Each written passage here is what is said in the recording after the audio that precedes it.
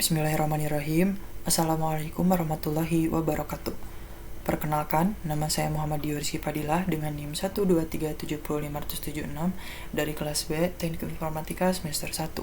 Pada kesempatan kali ini, saya akan mendemonstrasikan bagaimana saya membuat aplikasi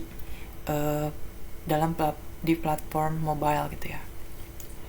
Jadi saya ini untuk membuat aplikasinya, saya menggunakan salah satu framework ya atau layanan itu React Native ya teman-teman. Jadi bahasanya ini menggunakan bahasa JavaScript. Oke, baik. Sebenarnya banyak ya untuk membuat aplikasi itu, bisa di Flutter mungkin atau Android Studio. Namun saya menggunakan React Native sih, karena beberapa alasan ya teman-teman. Oke, kita move langsung. Jadi sebelum memulai membuat suatu program gitu ya, jadi ada satu istilah namanya itu SDLC atau Software Development Life Cycle ya. Jadi ada sebuah siklus dalam pembuatan program itu, dalam pembuatan pengembangan software gitu ya. Nah, ini juga di dalamnya ada 6 aspek ya teman-teman. Nah, yang pertama itu ada planning atau perencanaan, lalu yang kedua ada analyze atau analisis, yang ketiga ada design, yang keempat implementasi atau biasa kita sebutnya development mungkin ya. Lalu nomor 5 itu ada pengetesan dan pengintegrasian atau testing. Lalu yang keenam itu ada perawatan atau maintenance. Nah, selanjutnya untuk perencanaan ya tentu saja kalau misalnya kita ingin membuat atau melakukan sesuatu gitu harus ada rencana terlebih dahulu ya. Begitu pula dengan ketika kita ingin membuat sebuah software ya, aplikasi ini kita harus ada rencana dulu mau kayak gimana gitu kan, dan apa yang dibutuhin gitu ya. Tapi mungkin untuk rencana lebih ke saya ingin membuat ini dan bakal kayak gini bla bla bla, mungkinnya kayak gitu, lebih ke bayangan aja kita. Nah, setelah itu setelah ada perencanaan, ini kita bisa simpen apa yang kita pikirkan ini di analyze ya.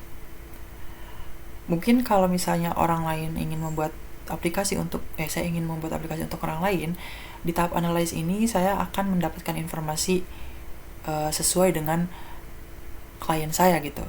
Jadi klien saya ini ingin membuat aplikasi dan saya yang membuatnya, sehingga saya memerlukan informasi-informasi lebih lanjut mengenai aplikasi yang diinginkan gitu.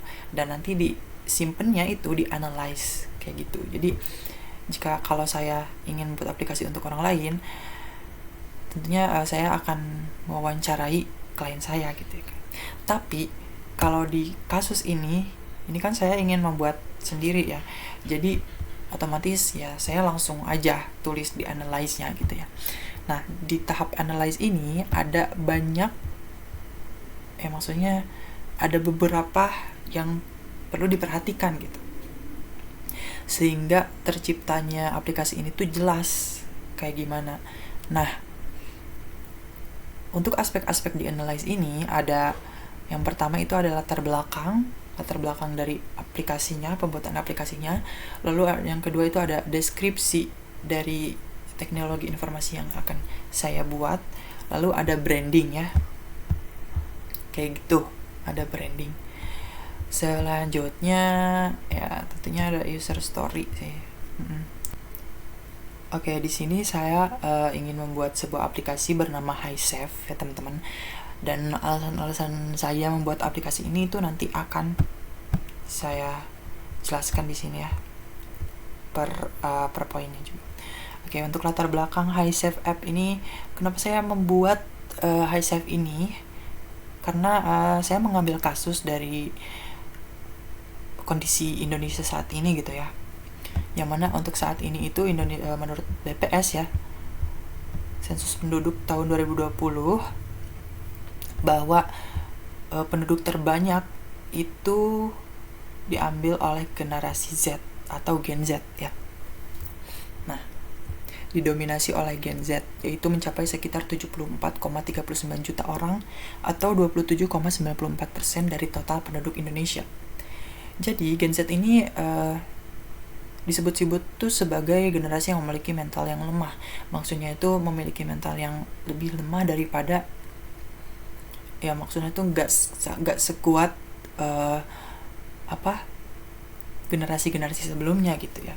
Jadi generasi Z ini rentan mengalami apa yang dinamakan dengan gangguan kesehatan mental.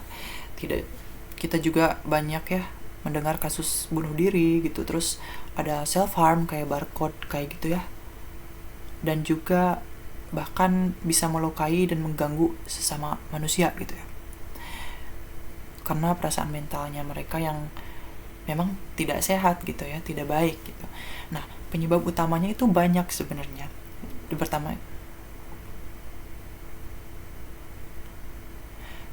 Penyebab utamanya itu banyak sebenarnya ya.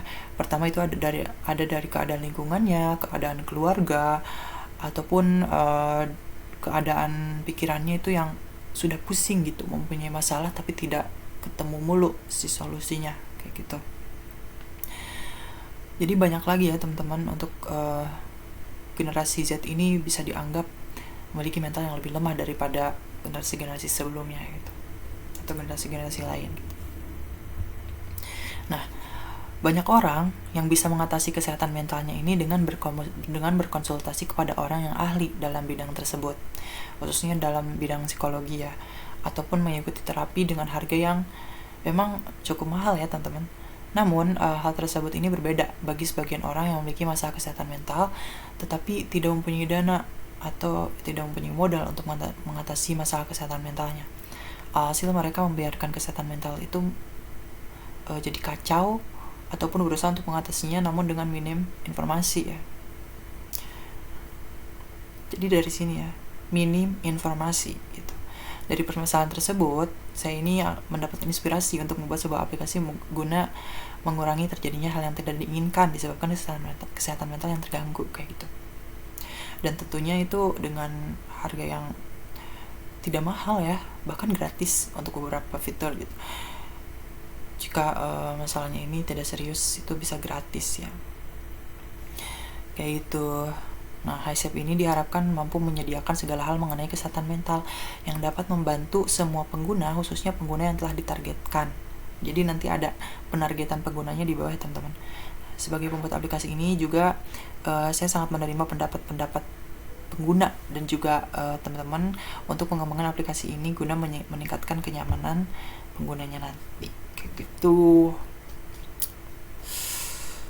Oke, selanjutnya deskripsi teknologi informasi. Sebenarnya kayaknya bakalan sudah terbayangkan ya, mungkin sedikit dari penjelasan latar belakang saya, namun saya akan menjelaskan lagi bahwasanya HiSafe ini merupakan aplikasi kesehatan mental dengan berbagai fitur yang dapat memenuhi kebutuhan penggunanya dengan tampilan yang sederhana, simpel, dan juga lengkap. Nah, ini diharapkan nantinya saya bisa mendeploy aplikasi ini itu secara gratis gitu ya, nggak berbayar. Dan diharapkan juga pengguna-pengguna ini dengan mendownload aplikasi saya itu dapat menambah wawasan ya, ataupun mendapatkan info-info mengenai kesehatan mental gitu. Nah, salah satu fitur dari HiSafe ini adalah artikel. Ini gunanya bagi pengguna agar bisa mendapatkan informasi mengenai kesehatan mental, seperti tips, fakta, maupun berita yang sedang hangat atau viral dan tentunya berkaitan dengan kesehatan mental. Selanjutnya ada fitur mood tracker. Ini tuh gunanya untuk menyimpan mood kita dan melihat perkembangan mood dalam interval waktu tertentu. Jadi kita bisa mengevaluasi gitu mood kita selama interval waktu tertentu. Selain itu, HiSafe juga ya, aplikasi ini juga menyediakan fitur playlist. Gunanya untuk apa? Untuk penggunanya dapat sekalian merelaksasi pikiran dengan musik-musik yang tenang gitu. Dengan menggunakan aplikasi ini secara rutin dan mengikuti tips-tips berguna dari konselor, jadi nanti ada konselor juga ya, pengguna nanti dapat merasakan perubahan pada diri menjadi lebih baik gitu. Oke, kita masuk ke dalam brandingnya. Jadi merek dari aplikasi ini itu HiSafe. Tagline-nya itu a place to rest for a moment to calm your heart and mind. Jadi tempat untuk beristirahat sejenak, untuk untuk menenangkan pikiran dan juga hati gitu ya.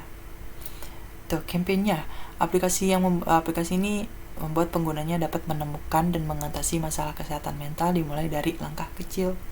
Nah, ini ada beberapa target user ya dalam pembuatan aplikasi ini. Yang pertama itu khususnya usia remaja ya, karena remaja itu memang umur-umur yang sedang pelin-pelan ya teman-teman. Ini dari 13 tahun ke atas. Lalu yang kedua itu seseorang yang memiliki masalah mental, lalu seorang yang peduli akan kesehatan mental, seorang yang ingin mencoba mengatasi masalah mental dari langkah sederhana.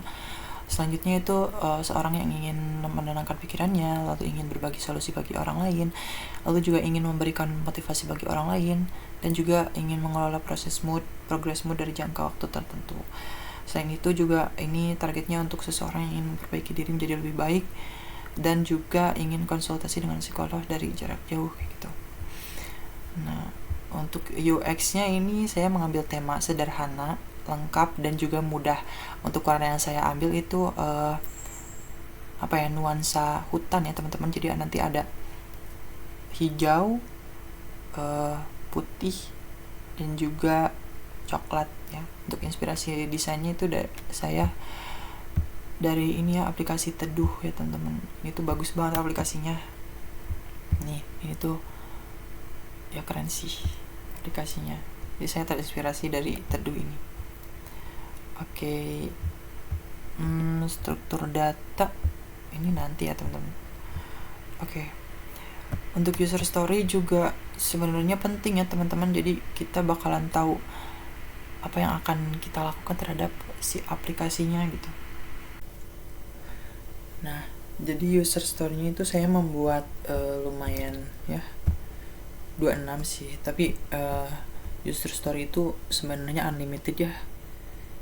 Sebisa kita membayangkan gitu apa yang nantinya akan dilakukan pengguna maupun dan yang lainnya gitu di aplikasi kita. Oke. Kita coba ambil nih. Ini tuh nomor 1, sebagai pengguna saya ingin bisa melihat artikel tentang mental health sehingga dapat mengetahui informasi tentang mental health. Jadi ini prioritasnya tuh gede ya. Jadi kita akan membuat fitur ini tuh jadi prioritas gitu. Selain itu yang jadi prioritas juga ini, sebagai pengguna saya ingin bisa melihat progress mood sehingga dapat mengetahui perkembangan mood dari beberapa hari ke belakang. Jadi untuk tab mood ini penting ya teman-teman dari aplikasi ini. Selanjutnya saya sebagai pengguna saya ingin bisa memutar playlist meditasi sehingga dapat mendengarkan musik yang membuat pikiran tenang. Ini tuh prioritasnya memang di bawah mood ya, tapi ini penting gitu. Nomor 4 itu sebagai pengguna saya ingin bisa membuat thread sehingga dapat menceritakan pengalaman dan meminta pendapat pengguna lain. Lalu nomor 5 ini sebagai pengguna saya ingin bisa membalas thread sehingga dapat memberikan pendapat kepada pengguna lain gitu ya, ataupun ya sih itu pokoknya karena membalas itu ya memberi reaksi gitu. Lalu nomor 6 itu sebagai pengguna saya ingin bisa melihat thread sehingga dapat mengetahui informasi baik dari thread sendiri maupun thread pengguna lain. Yang ketujuh itu sebagai pengguna saya ingin bisa melihat profil sehingga dapat mengetahui informasi mengenai akun atau profil sendiri. Tentu saja ya kalau misalnya masuk aplikasi itu pasti ada profil ya, kecuali kalau memang bebas banget gitu, gak pakai profil juga udah bisa dipakai gitu. Oke, nomor 8 itu sebagai pengguna saya ingin bisa mengubah profil tentunya sehingga dapat mengubah informasi mengenai akun diri sendiri. Nomor yang selanjutnya yaitu nomor 9, sebagai pengguna saya ingin bisa menghubungi konselor sehingga dapat melakukan konsultasi dengan konselor melalui fitur chat. Ini juga pentingnya teman-teman.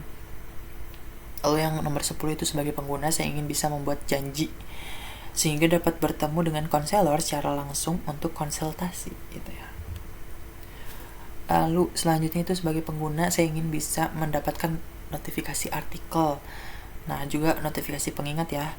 ini dapat menerima artikel ini dapat menerima informasi terbaru mengenai artikel yang relevan. Untuk pengingat ini dapat dengan cepat mengisi mood tracker dari pengingat. Jadi nanti ada fitur kayak mengisi mood, misal gimana mood kamu hari ini, misal ada notifikasinya kayak gitu, terus kita langsung bisa ngisi dari notifikasinya, nggak harus buka dulu aplikasinya kayak gitu. Oke, itu sebagai pengguna. Ini selanjutnya ada sebagai konselor ya. Nah, yang pertama sebagai konselor saya ingin membuat thread ini tuh sehingga dapat memberikan cerita motivasi kepada pengguna lain gitu ya. Karena konselor tuh mungkin di sini sebagai pendukung atau membantu si klien atau pengguna gitu ya di aplikasi ini gitu. Karena ya pengguna itu menurut aplikasi ini ya yang membutuhkan informasi, pokoknya yang membutuhkan segala yang disediakan oleh aplikasi ini kayak gitu. Oke, selanjutnya nomor 14 itu sebagai konselor saya ingin melihat thread sehingga dapat mengetahui informasi baik dari thread sendiri maupun thread pengguna lain ya. Lalu ya melihat profil, mengubah profil, lalu menerima pesan ya. Untuk konselor, sebagai konselor saya ingin menerima pesan sehingga dapat berinteraksi dengan pengguna. Begitupun nanti pengguna ya, tadi udah. Lalu selanjutnya sebagai konselor saya ingin membuat artikel sehingga dapat memberikan informasi atau membagikan informasi lengkap kepada pengguna maupun konselor lain gitu. Lalu selanjutnya sebagai konselor saya ingin membuat janji, saya ingin bisa membuat janji gitu ya, sehingga dapat bertemu dengan pengguna secara langsung untuk konsultasi. Selanjutnya sebagai konselor saya ingin mengubah playlist sehingga dapat menambahkan atau menghapus lagu sesuai playlist yang ada. Lalu sebagai pengguna itu bisa masuk, begitu juga dengan konselor sehingga dapat mengakses semua fitur di dalam aplikasinya. Nah, karena mood itu kan beda-beda ya sesuai perasaan gitu, jadi bakalan ada emoticon. Nah, nantinya pengguna bisa memilih emoticon sehingga dapat mengekspresikan perasaan pengguna itu dan dapat mengakses mood trackernya langsung gitu. Jadi ketika memencet moodnya atau ekspresi dari emoticonnya, jadi nanti langsung masuk ke tab mood trackernya, halaman mood tracker.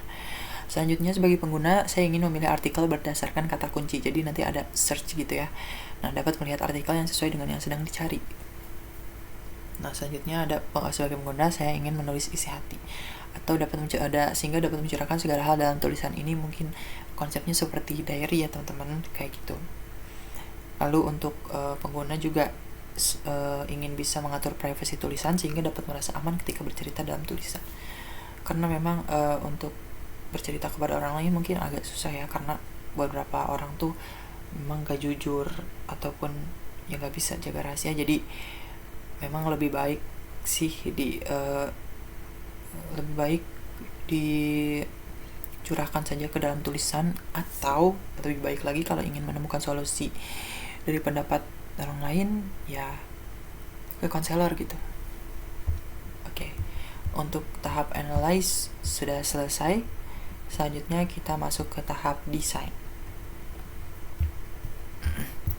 Nah, di desain ini itu ada UI dan UX. Untuk UI itu user interface, ini mengacu pada antar mukanya ya. Jadi kayak tampilannya tuh kayak gimana. Lalu untuk UX ini adalah user experience-nya. Jadi ini lebih ke pengalaman penggunanya gitu ketika mengakses si halaman ini. Oh ya teman-teman, ini maaf ya ada agak saya belum revisi ini karena logonya juga sudah saya ganti dan ininya juga sudah saya ganti ya teman-teman. Jadi mungkin nanti akan bisa saya ganti setelah video ini. Nanti akan saya tunjukkan yang sudah saya ganti ya. Oke, untuk UI-nya seperti ini. Ini sekalian dengan UX-nya ya, kayak ini nih. Jadi ketika ini splash screen, ini langsung masuk ke sini ya teman-teman. Dan ini langsung ada tombol let us help you. Lalu ini ada halaman login dan juga sign up ya, langsung ke sini. Jadi ketika ini dipencet, ketika login dipencet itu langsung ke halaman home. Lalu begitu pula dengan ini, don't have any account, sign up itu langsung ke sign up. Lalu ini jika ada akun langsung ke login. Untuk kembali, kalau sign up kembali itu langsung ke login. Kalau login kembali itu langsung ke sini lagi, kayak gitu. Ini sign up juga saya belum tambahin ya teman-teman. Ini sign up, kalau dipencet itu langsung ke sini, ke halaman home gitu. Nah kayak gitu ya teman-teman, ini halaman home-nya kayak gini. Oke, untuk desainnya mungkin seperti itu ya teman-teman. Kita coba lihat lagi deh, design development. Ya, untuk desain ini ada sebenarnya masih banyak ya, bukan hanya UI UX tapi struktur data ini untuk database-nya, dan juga arsitektur sistemnya juga ini. Nah, teknologi library dan framework juga ya dibutuhin banget informasinya. Oke, kita dari sini dulu deh. Gimana ya? Dari teknologi. Jadi mundur ya. Oke, untuk teknologi, library, dan framework, di sini saya menggunakan ada Figma. Ini tuh sebagai pembuat desainnya. Yang bawah ini saya menggunakan Figma UI UX. Lalu React Native ini sebagai pembuat aplikasi Android-nya, mobile. Lalu Dribbble sebagai tempat menyimpan gambar untuk keperluan pembuatan aplikasi. Ini dapat diakses di internet. Canva, begitu juga dengan Canva. Ini untuk membuat desain logo ya saya. Oke, selanjutnya itu Mermaid.js untuk membuat struktur data dan juga flowchart arsitektur sistem. Oke, lalu ada React ya. Oke, sebenarnya flowchartnya kayak gini ya, yang sekarang sudah saya pakai. Namun yang ingin idealnya itu seperti ini ya teman-teman. Jadi aplikasi Android dan iPhone ini dibuat menggunakan bahasa JavaScript dengan framework React Native ya. Lalu untuk bagian cloud ini ada web server, aplikasi web backend, dan database. Nah, web server ini saya menggunakan Express.js dan tentunya menggunakan bahasa JavaScript. Lalu aplikasi web backend-nya itu Express.js juga menggunakan bahasa JavaScript. Untuk database-nya itu sesuai keperluannya. Di sini juga saya sepertinya membutuhkan database Firebase dan juga MongoDB gitu. Oke, selanjutnya ada struktur data. Struktur data. Jadi di sini ada beberapa entitas ya. Ada user, mood tracker, artikel, playlist, dan counselor, dan juga music list. Ini playlist. Di dalam playlist. Untuk user ini ada memiliki beberapa atribut. Yang pertama ini ada ID-nya, nama, email, password, umur, dan juga jenis kelamin. Untuk tipe datanya itu ada di sebelah kiri ya. Untuk ID ini integer, nama string, begitu pula di bawahnya. Lalu saya akan jelaskan dulu. Nah, jadi si user ini bisa membuka mood tracker dan juga mengedit ya, atau membuat mood tracker. Nah, si user ini juga bisa membuka artikel ya, bisa membuka artikel kayak gitu. Ada ini lupa saya belum nambahin, si user ini bisa membuka playlist juga ya teman-teman. Oke, kita move ke counselor. Jadi di counselor ini sebenarnya counselor juga ini nanti bisa saya tambahkan untuk bisa mengakses mood tracker ini, tapi dengan perizinan si usernya terlebih dahulu ya. Atau enggak juga, nggak apa-apa sih sebenarnya. Oke, untuk counselor ini bisa membuat artikel ya teman-teman. Jadi nanti yang bacanya itu penggunanya. Counselor juga bisa baca tapi sekalian bisa buat gitu. Nah, counselor ini juga bisa mengedit playlist yang nantinya disediakan untuk si pengguna. Nah, di dalam playlist ini si playlist ini dapat memutar music list. Nah, di dalam music list ini ada ID musiknya, judul musik, URL musik, dan durasi musiknya. Kayak gitu. Ini tuh diberi tabel kayak gini supaya nantinya gampang diatur di database-nya ya teman-teman. Kayak gitu.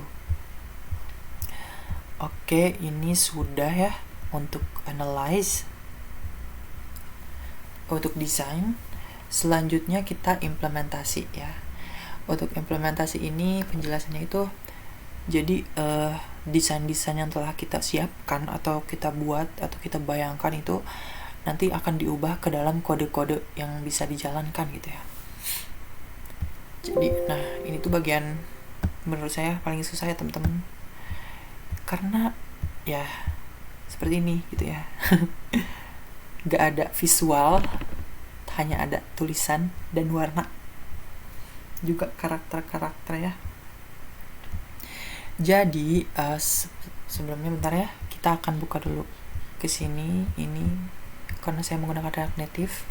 Jadi cara menginstal React Native-nya itu kayak gini ya. Bentar. Nah ini.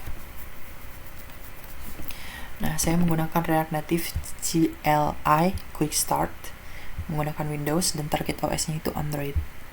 Nah, sebelumnya saya ini akan mendownload terlebih dahulu Node dan juga JDK. Untuk Node ini saya mendownloadnya di Chocolatey. Cara installnya kayak gini ya. Ini tuh nanti ditempel, dijalankan di command prompt. Tentunya di di query atau tempat yang akan kita gunakan untuk mengembangkan aplikasi gitu. Oke. Ini juga saya membutuhkan Android Studio ya. Ini sebenarnya saya sudah ya teman-teman kemarin. Saya jelasin lagi. Jadi ini Android Studio. Ini tuh fungsinya buat apa? Yang pertama itu untuk nih. Jadi nanti kita akan mendownload Android SDK-nya, lalu Android SDK platform, Android virtual device, ya, dan juga itu ya. Lalu next gitu, ini Android SDK-nya udah. Nah, nanti Android Home ini juga bakalan dikonfigurasi ya, teman-teman harus dikonfigurasi dulu ke sini. Jadi nanti bakal dijalankan ini gunanya untuk apa?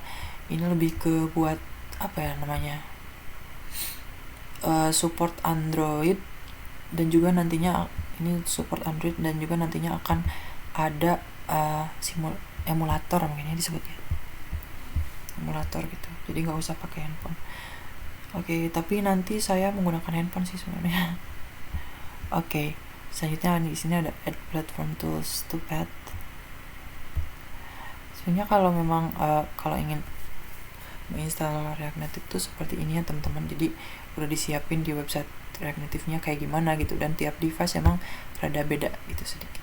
Nah, untuk Start Metro nanti kita ya akan coba run setelah kita membahas development atau implementasi dari kode-kode dari desain kita gitu. Oke.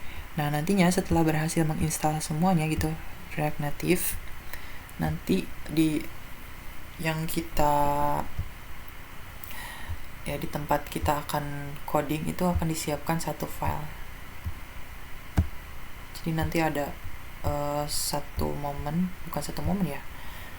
waktu di mana ketika menginstal itu akan disuruh untuk menambahkan nama gitu ya terhadap program yang akan kita buat. Di sini saya menggunakan nama HiSafe. Di sini ya teman-teman, kita lihat aja deh. Aduh, mana ya?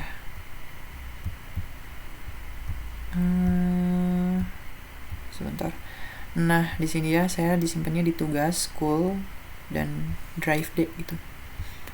Di sini ada HiSafe. Nah, ini nanti kita ngisinya tuh di sini. Yang di sources. Di sini ya, teman-teman. Jadi ini banyak banget kodenya ya. Ini sebenarnya belum banyak ya karena saya juga belum beres. Tapi udah bisa di-run sih di Android. Oke, yang pertama ini aset. Kita review aja ya dulu. Ini aset, di sini saya menambahkan icons dan juga images. Nah, ikonnya banyak ya. Lalu imagesnya juga untuk background dan lain hal. Selanjutnya ini dihubungkan dengan index.js. Ini menggunakan JavaScript ya. Lalu setelah itu ada components. Di sini komponennya ada button navigator dan juga tab item. Nih, ini ya. Jadi nanti di sini ngodenya itu di index.js. Oke, gitu. Oke, di sini juga ada logic. Oke. Nah, if label home return is focused icon home bla bla bla icon home and gitu. Oke, udah. Itu navigator. Nah ini kita satuin lagi, kita panggil di index.js. Oke, setelah itu kita move ke pages. Jadi pages ini halaman yang nantinya akan kita tambahkan. Yang pertama itu ada splash. Ini halaman awal yang muncul cuma 3 detik itu yang ketika kita buka. Lalu ada profile. Ya, saya belum nambahin sih sebenarnya, jadi cuma ada teks profilnya saja. Begitu pula dengan playlist dan juga mood dan juga artikel ya. Jadi nanti teman-teman kalau misalnya mau bikin aplikasi yang komplit gitu, nanti bisa nambahin fitur-fiturnya sesuai dengan pagesnya ya di sini. Ini saya buat per folder ini biar nanti lebih gampang nyarinya gitu ya, dan gampang ngeditnya juga.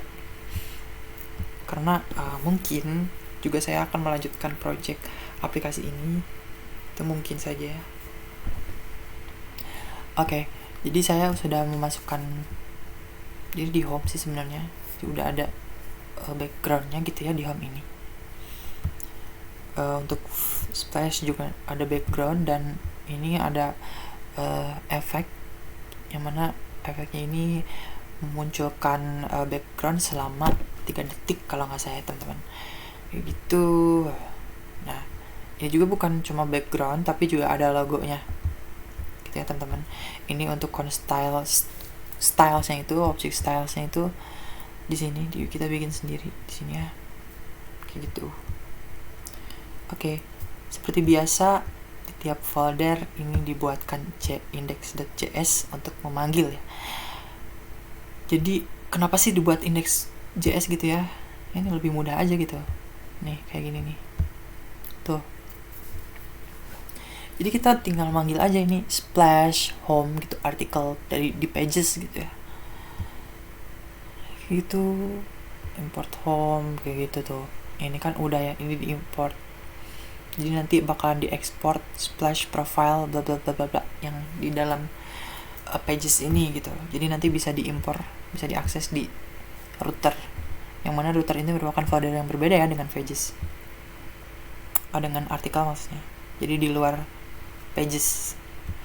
Oke, nah ini adalah router kita atau ya.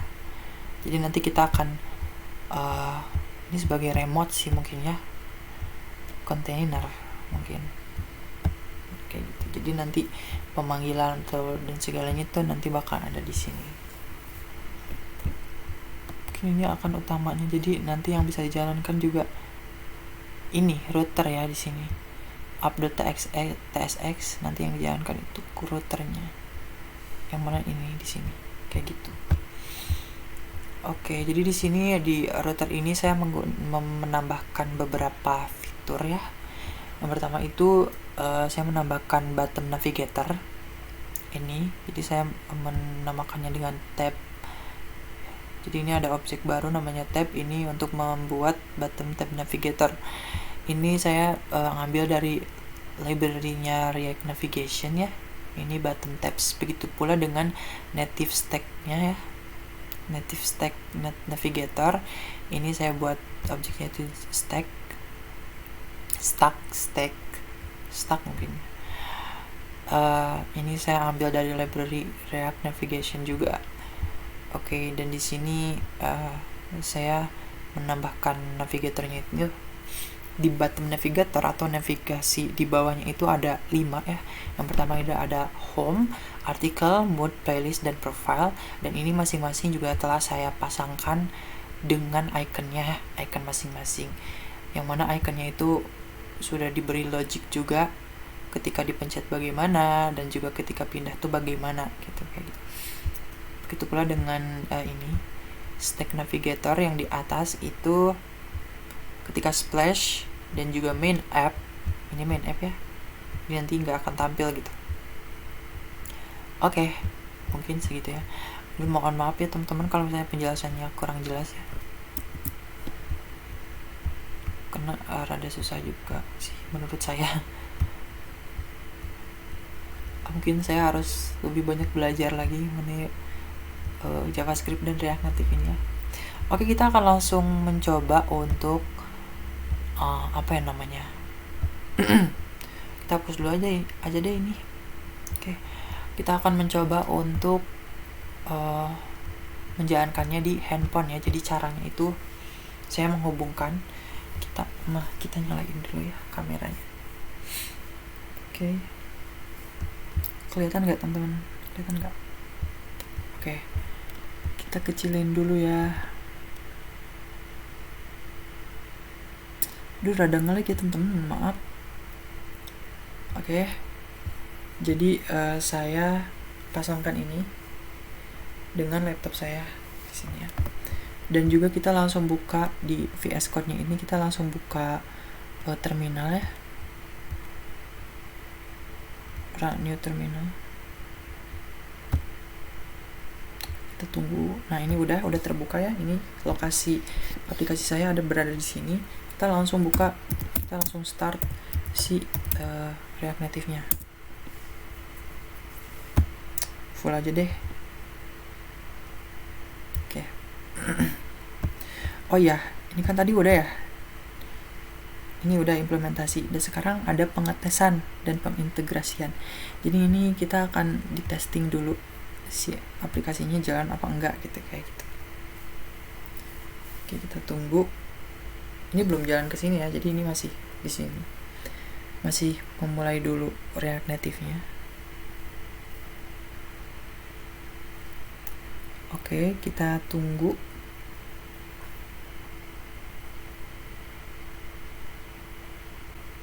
Nah, ini udah ya. Jadi metronya itu udah tampil ya di sini.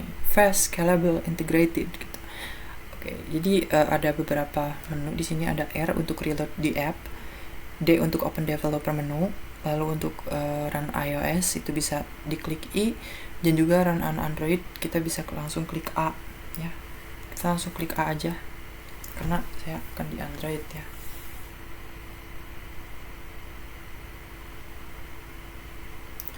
Oke, kita langsung A. Tidak bisa dipencet. Oke, tunggu. Aduh, lagi teman-teman, maaf. Nah, ini udah opening di iPhone Android. Kita tunggu. Kelihatan nggak? Kelihatan nggak teman-teman? Jadi nanti bakalan tampil di sini ya. Otomatis gitu. Terinstall di sini. Nanti ada tahapan-tahapannya sih kalau nggak salah. Kita percepat aja. Oke, tunggu. Oke teman-teman, jadi tadi aplikasinya sudah berhasil diinstal ya di handphone saya di sini. Dan ini juga tadi udah otomatis terbuka ya. Namun saya lupa record ya teman-teman. Nggak ke-record maksudnya. Ini udah berhasil tuh. Build successful in 27 second. Installing app debug on Infinix ya. Ini HP saya. App debug installed on one device gitu. Oke, kayak gitu. Ini sudah. Oke, kita langsung ya. Jadi ini sudah terinstall. Bentar kita buka aja deh. Kelihatan nggak? Kita fullin dulu. Oke, kayak gitu. Jadi ini sudah terbuka ya teman-teman. Di sini aplikasinya namanya HiSafe. Jadi yang saya sebutin tadi berubah itu logonya ini ya. Oke. Selanjutnya itu kita buka aja langsung ya. Nggak kena. Nah, kayak gini teman-teman. Tuh. Ini memang rada beda ya dengan desainnya, cuma karena saya langsung ke intinya itu ke home gitu. Oke. Ini yang baru saya masukin yaitu home-nya aja teman-teman. Yang lainnya belum saya masukin, kayak artikel, mood, lalu playlist dan juga profile belum saya masukin. Tapi ini sudah berhasil ya, bisa interaktif, masih interaktif ya. Jadi ketika saya klik artikel, warnanya tuh berubah. Dan juga ini pindah ke artikel, selanjutnya yang mood juga begitu. Ini berubah dan ini juga kayak gitu. Ini pindah ke sini. Lalu kita ke home. Nah, kayak gitu. Jadi pada intinya ini sudah berhasil dibuat, dan juga ini bisa dijalankan di mobile, platform kita itu mobile. Dan juga apa namanya ya, bisa dijalankan gitu ya, intinya kayak gitu sih. Berarti udah berhasil kita buatnya, mengimplementasikan beberapa desain yang telah kita ubah ke kode gitu. Oke, ini tahap testing sudah. Selanjutnya kita masuk ke perawatan. Jadi perawatan atau maintenance ini yaitu sebelumnya memang sudah di deploy ya, harusnya sudah dirilis gitu aplikasinya. Jadi setelah dirilis ini bakalan ada setelah dirilis itu ya aplikasinya bisa dinikmati atau digunakan oleh pengguna ya, tentunya klien ataupun pengguna kita, pengguna aplikasinya. Jadi setelahnya itu bakalan ada maintenance, di mana maintenance ini berguna untuk memperbaiki kesalahan-kesalahan dalam program kita seperti bug ataupun error dan yang lainnya kayak gitu setelah di deploy gitu. Jadi mungkin nanti ada upgrade versi 0, ini kan 0,01 mungkin nanti ketika telah di maintenance bakal ada versi terbaru mungkin 0,0,2 kayak gitu ya. Oke, mungkin seperti itu ya penjelasan untuk pendemonstrasian pembuatan aplikasi di platform mobile, yaitu aplikasi HiSafe ya teman-teman. Oke, mungkin sekian yang dapat saya sampaikan. Mohon maaf bila terdapat kesalahan ataupun kekurangan. Terima kasih. Wabillahi taufiq wal hidayah. Wassalamualaikum warahmatullahi wabarakatuh.